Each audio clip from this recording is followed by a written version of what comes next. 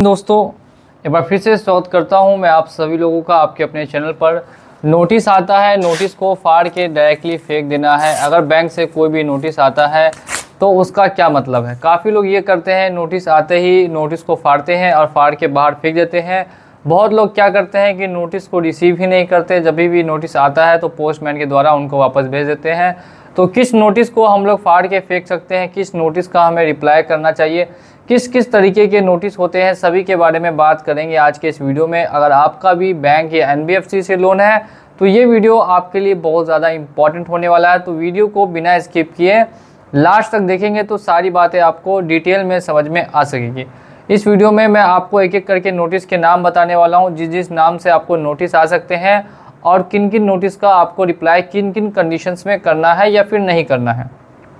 तो वीडियो को करेंगे स्टार्ट। तो वीडियो को स्टार्ट करने से पहले अगर आप लोग हमारे चैनल पे नए हैं और अगर अभी तक चैनल को सब्सक्राइब नहीं किया है तो चैनल को सब्सक्राइब कर दीजिए। सबसे पहले मैं यहाँ पे लिख देता हूँ दोस्तों नोटिस, ठीक है।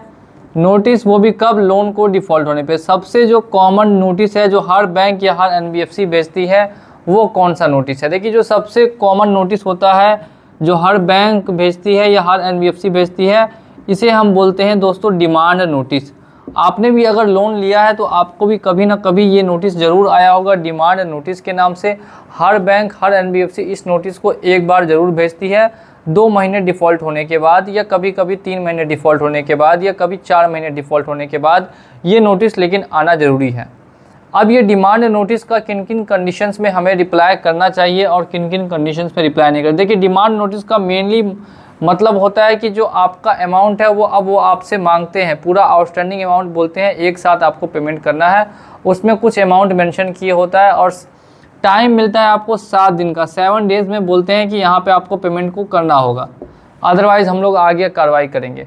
तो देखिए, डिमांड नोटिस अगर आपका कम लोन है, 5,000, 10,000, 15,000, 20,000 का लोन है तो रिप्लाई अगर आप नहीं भी करते हैं तो कोई दिक्कत यहाँ पे आपको देखने के लिए नहीं मिलेगी। लेकिन अगर आपका बड़ा लोन है, 2 लाख, 4 लाख, 10 लाख का लोन है, तो फिर आप चाहें तो इसे रिप्लाई कर सकते हैं एक फॉर्मेट बना के कि आपके पास अभी प्रॉब्लम चल रही है, किन किन कंडीशंस लिख दीजिए कि क्या क्या सिचुएशन अभी आपके साथ है और कितना कितना समय आप एक्सपेक्ट कर रहे हैं कि आपको लग सकता है पेमेंट करने में। और भी कुछ पॉइंट्स लिख के आप डिमांड नोटिस का यहाँ पर रिप्लाई कर सकते हैं। अदरवाइज़ हमें ऊपर में व्हाट्सएप पे भी नोटिस भेज सकते हैं। ये हमने बात कर ली दोस्तों डिमांड नोटिस की। क्या इसका हम सीरियसली ले सकते हैं? तो देखिए, इसको सीरियसली लेना ज़रूरी नहीं है, मैं ऑलरेडी आपको बता चुका हूँ, ठीक है। इसके बाद जो मोस्ट कॉमन नोटिस होता है उसे हम बोलते हैं लोन रिकॉल नोटिस। क्या बोलते हैं? लोन रिकॉल नोटिस, यानी कि LRN, लोन रिकॉल नोटिस। अब ये लोन रिकॉल नोटिस भी आपको डिमांड नोटिस के जस्ट बाद आता है। जैसे ही डिमांड नोटिस जाएगा, एक और नोटिस लोन रिकॉल नोटिस के नाम से भी जाना जाता है। अब इसका भी देखिए यहाँ पे आपको रिकॉल का मतलब ही समझ में आ गया होगा कि रिकॉल का मतलब है कि आपको फिर से याद दिलाया जा रहा है कि आपका लोन अभी जमा नहीं हुआ।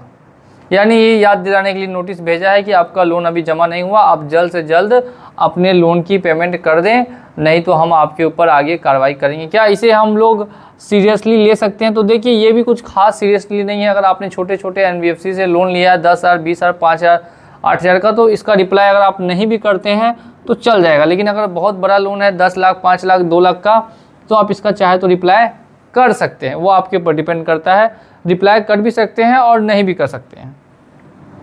नेक्स्ट हम लोग बात कर लेते हैं कि काफ़ी लोगों को फिर देखने के लिए ये भी मिलता है सेक्शन 25 का नोटिस। खासकर आदित्य बिरला वाले भेजते हैं और कुछ कंपनियां क्या भेजती हैं, सेक्शन 25 का नोटिस कि हम लोग सेक्शन 25 के तहत आपके ऊपर कार्रवाई करेंगे। आपका हमने ECS बाउंस कर दिया है, आपको सेक्शन 25 का नोटिस आ गया। मनी वाले क्या करते हैं? मनी वाले भेजते हैं सेक्शन 138, ठीक है। तो इस तरीके के कुछ नोटिस वगैरह देखने के लिए मिलते हैं। तो ये नोटिस कब आता है? देखिए, जब आपका ECS लगातार बाउंस हो रहा है तो ECS बाउंस होने के बाद कभी कभी बैंक वाले ये नोटिस भेज देते हैं कि आपका हम सेक्शन 25 लगाएंगे कि सेक्शन 138 लगाने वाले हैं और आपके ऊपर कार्रवाई करने वाले हैं। इसमें भी देखिए, जैसे मैंने इन नोटिस में बताया, सेम प्रोसेस इसमें भी रहेगा। छोटा लोन है इग्नोर कर दीजिए, अगर बड़ा लोन है तो एक रिप्लाई उनको भिजवा दीजिए, ठीक है। अब इसके अलावा एक और जो सबसे मेन नोटिस है जिसपे कि मैं पूरी वीडियो लेकर आ चुका हूँ, वो होता है दोस्तों आर्बिट्रेशन का। और उसमें भी अलग अलग तरीके के नोटिस आते हैं। इंटीमेशन का आता है और प्री आर्बिट्रेशन का आता है, फिर आर्बिट्रेशन का आता है, फिर ऑर्डर शीट, फिर अवार्ड शीट। अलग अलग तरीके के नोटिसेस देखने के लिए मिलते हैं आर्बिट्रेशन के नोटिस में। तो आर्बिट्रेशन के नोटिस पे मैं ऑलरेडी वीडियो बना चुका हूँ। अगर इसकी बात करें तो अगर आपका लोन अमाउंट कितना भी हो, लोन अमाउंट कितना भी हो, आपको इसको रिप्लाई करना पड़ेगा, ठीक है। इसको रिप्लाई आप कर दीजिए, लोन अमाउंट कितना भी है एक बार रिप्लाई करके उनको जवाब दे दीजिए। एक और चीज़ जो मैं आपको इस वीडियो में बताने वाला हूँ, जो किसी वीडियो में आपको पूरे यूट्यूब पे नहीं बताया जाएगा, जो मैं आपको आज के इस वीडियो में बताऊंगा। देखिए ज़्यादातर लोग क्या करते हैं, जो हम आपको बताएंगे वही सेम चीज़ आपको और भी जगह से पता देखने के लिए मिलेगी। तो इससे अच्छा आप हमारा चैनल फॉलो कीजिए और सारी जानकारी लेते रहिए। देखिए दो तरीके के यहाँ पे आपने आर्बिट्रेशन भी सुना होगा और एक आपको सुनता है के लिए मिलता है कॉन्सिलेशन, ठीक है। आर्बिट्रेशन भी और एक देखने के लिए मिलता है कॉन्सिलेशन का नोटिस भी। देखिए तो आर्बिट्रेशन और कॉन्सिलेशन काफ़ी लोग कंफ्यूज हो जाते हैं कि सर इन दोनों में क्या अंतर है, क्या दोनों सेम प्रोसेस है, तो इन दोनों में अगर अंतर है तो क्या है। देखिए दोस्तों आर्बिट्रेशन जो होता है वो लीगल होता है, ठीक है, ये लीगल होगा और ये जो है ये इलीगल नहीं होगा, ये इनफॉर्मल होगा, इनफॉर्मल होगा, ठीक है। इसमें लीगल डॉक्यूमेंट्स भी अटैच होते हैं आर्बिट्रेशन में, लेकिन कॉन्सिलेशन में इनफॉर्मल कोई भी करा सकता है। कॉन्सिलेशन कोई भी करा सकता है लेकिन आर्बिट्रेशन हर कोई नहीं करा सकता। आर्बिट्रेशन में आर्बिट्रेटर होना ज़रूरी है और कॉन्सिलेशन में कोई भी छोटी मोटी कंपनी आ जाती है, वो बोलती है कि हम आपका कॉन्सिलेशन कराएंगे, हम आप दोनों के बीच का मामला सुलझाएंगे।